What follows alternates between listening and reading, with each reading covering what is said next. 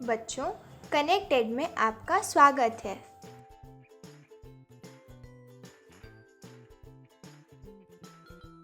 आज के पाठ का नाम है कानूनों की समझ।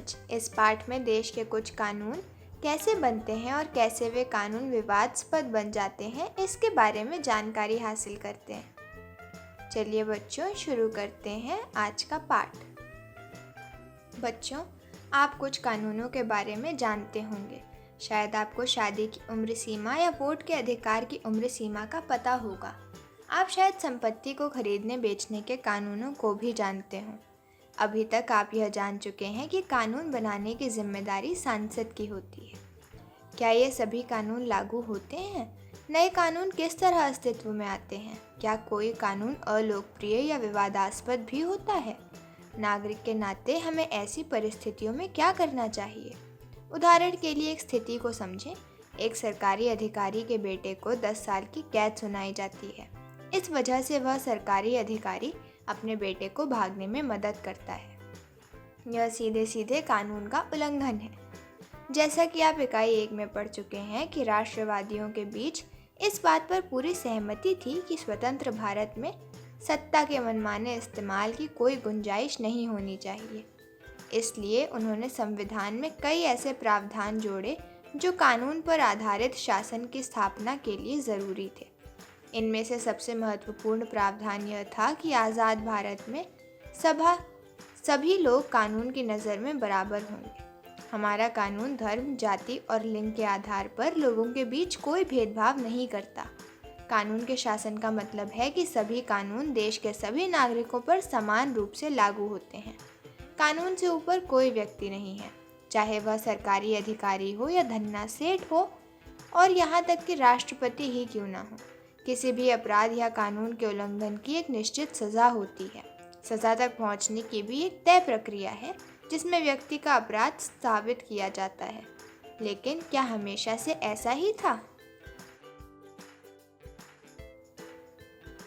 बच्चों, प्राचीन भारत में असंख्य स्थानीय कानून थे। अक्सर एक जैसे मामले में कई तरह के स्थानीय कानून लागू होते थे। विभिन्न समुदाय इन कानूनों को अपने अधिकार क्षेत्र में अपने हिसाब से लागू करने के लिए आज़ाद थे। कुछ मामलों में जाति के आधार पर एक ही अपराध के लिए अलग अलग व्यक्ति को अलग अलग सज़ा दी जाती थी। जैसे निचली मानी जाने वाली जाति के अपराधों को ज़्यादा सज़ा दी जाती थी। औपनिवेशिक शासन के दौरान कानून पर आधारित व्यवस्था जैसे जैसे परिपक्व होती गई, जाति के आधार पर सज़ा देने में भेदभाव का यह चलन खत्म होने लगा। बहुत सारे लोग मानते हैं कि हमारे देश में कानून के शासन की शुरुआत अंग्रेज़ों ने की थी। इतिहासकारों में इस बात पर काफ़ी विवाद रहा है। इसके कई कारण हैं। एक कारण तो यह है कि औपनिवेशिक कानून मनमानी पर आधारित था। दूसरी वजह यह बताई जाती है कि ब्रिटिश भारत में कानूनी मामलों के विकास में भारतीय राष्ट्रवादियों ने एक अहम भूमिका निभाई थी। 1870 का राजद्रोह एक्ट अंग्रेजी शासन की मनमानी की मिसाल था। इस कानून में राजद्रोह की परिभाषा बहुत व्यापक थी। इसके अनुसार यदि कोई व्यक्ति ब्रिटिश सरकार के खिलाफ आलोचना करता था तो उसे मुकदमा चलाए बिना ही गिरफ्तार किया जा सकता था। भारतीय राष्ट्रवादी अंग्रेज़ों द्वारा सत्ता की इस मनमानी का विरोध और उसकी आलोचना करते थे। अपनी बातों को मनवाने के लिए उन्होंने संघर्ष शुरू कर दिया। यह समानता का संघर्ष था। उनके लिए कानून का मतलब ऐसे नियम नहीं थे जिनका पालन करना उनकी मजबूरी हो। वे कानून को उससे अलग ऐसी व्यवस्था के रूप में देखना चाहते थे जो अन्य के विचार पर आधारित हो। 19वीं सदी के आखिर तक भारत में कानूनी पेशा भी उभरने लगा था। कानूनी पेशे में लगे भारतीयों ने मांग की कि औपनिवेशिक अदालतों में उन्हें सम्मान की नज़र से देखा जाए। ऐसे भारतीय कानून विशेषज्ञ अपने देश के लोगों के अधिकारों की सुरक्षा के लिए कानून का इस्तेमाल करने लगे। भारतीय न्यायाधीश भी फैसले लेने में पहले से ज़्यादा भूमिका निभाने लगे थे। इस प्रकार औपनिवेशिक शासन के दौरान कानून के शासन के विकास क्रम में यहाँ के लोग भी कई तरह से अपना योगदान दे रहे थे।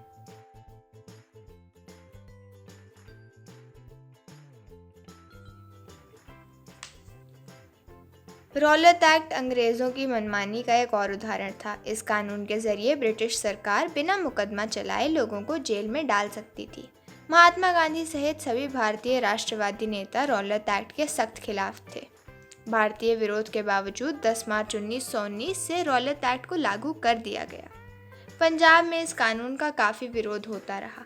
इसी क्रम में 10 अप्रैल को डॉक्टर सत्यपाल और डॉक्टर सैफुद्दीन किचलू को गिरफ्तार कर लिया गया। इन नेताओं की गिरफ्तारी के विरोध में 13 अप्रैल को अमृतसर के जलियांवाला बाग में एक सभा का आयोजन किया गया। जिस समय यह सभा चल रही थी, उसी समय जनरल डायर ब्रिटिश फौजी टुकड़ियों के साथ बाग में दाखिल हुआ। उसने बाहर निकलने का रास्ता बंद करके बिना चेतावनी दिए लोगों पर अंधाधुंध गोलियां चलवा दी। इस हत्याकांड में कई लोग मारे गए और कई लोग जख्मी हो गए। मरने और घायल होने वालों में बहुत सारी महिलाएं और बच्चे भी थे।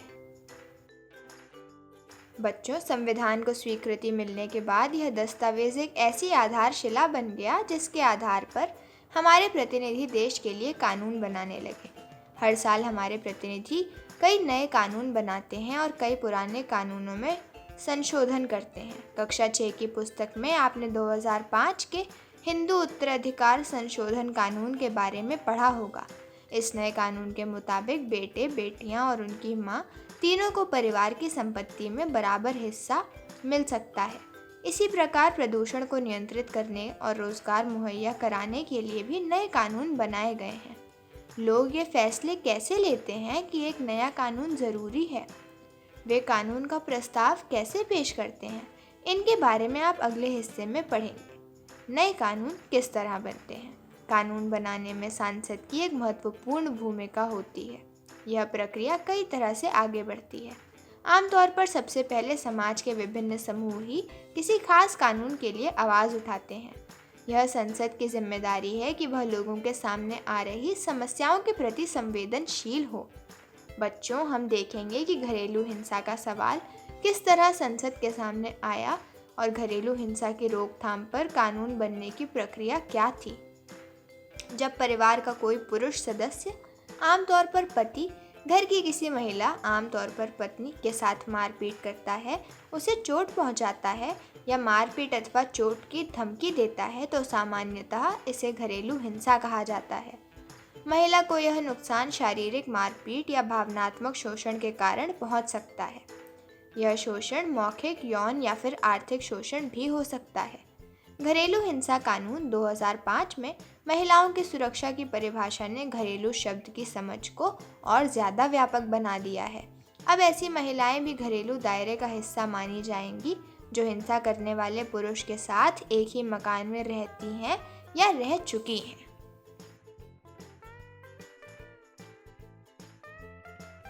उन्नीस सौ 90 के दशक में विभिन्न मंचों से एक नए कानून की मांग उठती रही। 1999 में वकीलों, कानून के विद्यार्थियों और समाज वैज्ञानिकों के संगठन लॉयर्स कलेक्टिव ने राष्ट्रव्यापी चर्चा के बाद घरेलू हिंसा रोकथाम एवं सुरक्षा विधेयक का मसौदा तैयार किया। इस विधेयक को बहुत सारे लोगों को पढ़ाया गया। विचार विमर्श के लिए अलग अलग संस्थानों के साथ बैठकें की गईं। आखिरकार 2002 में यह विधेयक संसद में पेश कर दिया गया, लेकिन कई महिला संगठनों और राष्ट्रीय महिला आयोग ने संसदीय स्थायी समिति को अपने सुझाव सौंप दिए। दिसंबर 2002 में स्थायी समिति ने अपनी सिफारिश राज्यसभा को सौंप दी। इन सिफारिशों को लोकसभा में भी पेश किया गया। कमेटी की रिपोर्ट में महिला संगठनों की ज़्यादातर मांगों को स्वीकार कर लिया गया था। 2005 में संसद के सामने एक नया विधेयक पेश किया गया। दोनों सदनों से मंजूरी मिल जाने के बाद उसे राष्ट्रपति के पास स्वीकृति के लिए भेज दिया गया। 2006 से घरेलू हिंसा महिला सुरक्षा कानून लागू हुआ। जिन महिलाओं के साथ हिंसा या दुराचार होता है उन्हें आमतौर पर पीड़ित माना जाता है। इन हालातों से निपटने के लिए महिलाएं तरह तरह से संघर्ष करती हैं, इसीलिए उन्हें पीड़ित की बजाय सर्वाइवर कहना बेहतर समझा गया। इस अंग्रेजी शब्द का अर्थ है जो बचा हो। इस उदाहरण से साफ हो जाता है कि नागरिकों की भूमिका कानून बनाने में कितनी महत्वपूर्ण होती है। वे जनता की चिंताओं को कानून के दायरे में लाने के लिए संसद की मदद कर सकते हैं।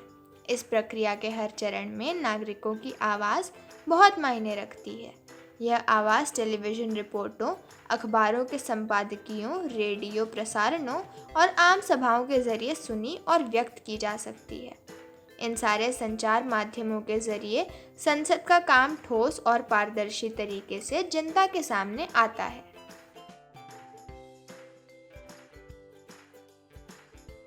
अलोकप्रिय और विवादास्पद कानून। आए अब एक और स्थिति पर विचार करें। कई बार संसद एक ऐसा कानून पारित कर देती है जो बेहद अलोकप्रिय साबित होता है। ऐसा कानून संवैधानिक रूप से वैध होने के कारण कानून सही हो सकता है, हालांकि वह लोगों को रास नहीं आता, क्योंकि उन्हें लगता है कि उसके पीछे नीयत सही नहीं थी। इसलिए लोग उसकी आलोचना कर सकते हैं। हमारे जैसे लोकतंत्र में आम नागरिक संसद द्वारा बनाए जाने वाले दमनकारी कानूनों के बारे में अपनी सहमति व्यक्त कर सकते हैं। जब बहुत सारे लोग यह मानने लगते हैं कि गलत कानून पारित हो गया है, तो संसद के ऊपर भी उस कानून पर दोबारा विचार करने का दबाव पड़ता है। उदाहरण के लिए, नगर पालिका की सीमाओं के अंदर जगह के इस्तेमाल से संबंधित विभिन्न नगर पालिका कानूनों में पटरी पर दुकान लगाने और फेरी लगाने को गैर कानूनी घोषित किया गया है। इसमें कोई संदेह नहीं है कि सार्वजनिक स्थानों को साफ सुथरा और खुला रखने के लिए कुछ कानून ज़रूरी हैं। तभी लोग आसानी से फुटपाथों पर चल पाएंगे। लेकिन हम इस बात को भी नज़रअंदाज नहीं कर सकते कि पटरी वाले व फेरी वाले किसी भी बड़े शहर में रहने वाले लाखों लोगों को ज़रूरी चीज़ें और सेवाएं बहुत कम कीमत पर और कुशलतापूर्वक पहुंचाते हैं। इसी से उनकी रोजी रोटी भी चलती है। लिहाजा यदि कानून किसी एक समूह का सहयोग करता है और दूसरे समूह की उपेक्षा करता है, तो उस पर विवाद खड़ा होगा और टकराव की स्थिति पैदा हो जाएगी। जो लोग सोचते हैं कि संबंधित कानून सही नहीं है, वे इस मुद्दे पर फैसले के लिए अदालत की शरण में जा सकते हैं। यदि अदालत को ऐसा लगता है कि वह कानून संविधान के खिलाफ है, तो वह उसमें संशोधन कर सकती है या उसे रद्द कर सकती है।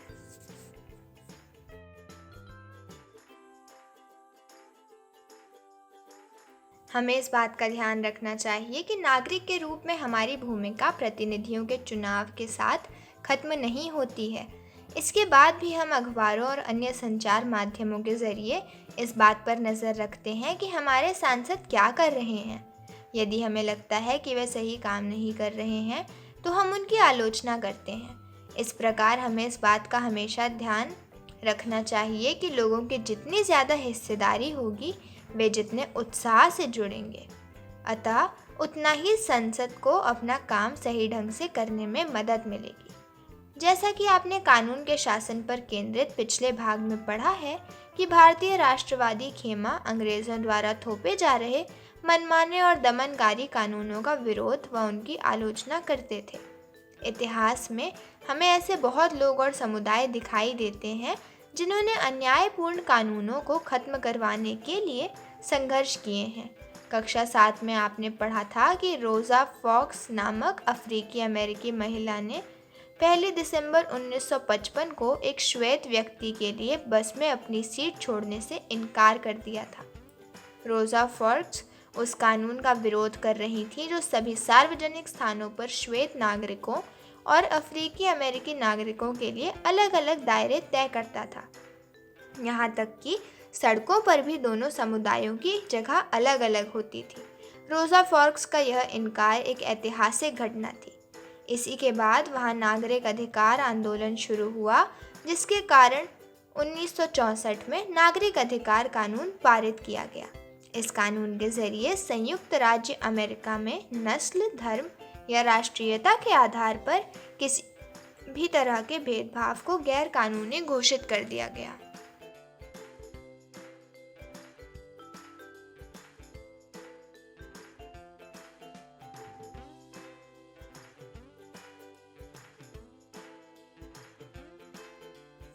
चलिए बच्चों, अब हम इस पाठ के कठिन शब्दों के अर्थ देखेंगे।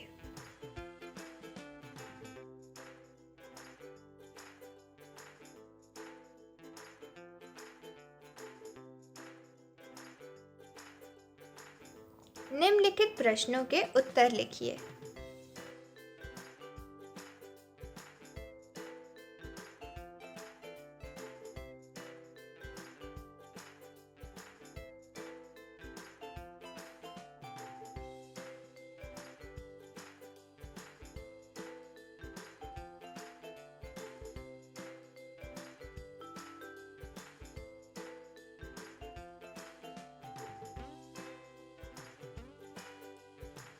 ये रहे प्रश्नों के उत्तर।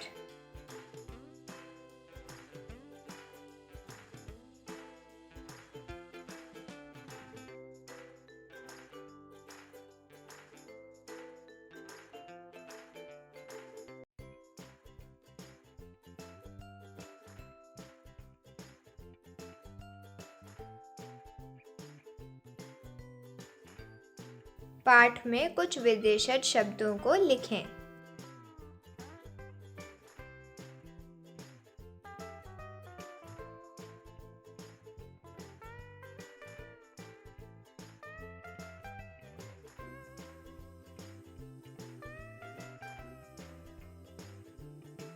बच्चों, आज का पाठ यही समाप्त होता है। धन्यवाद।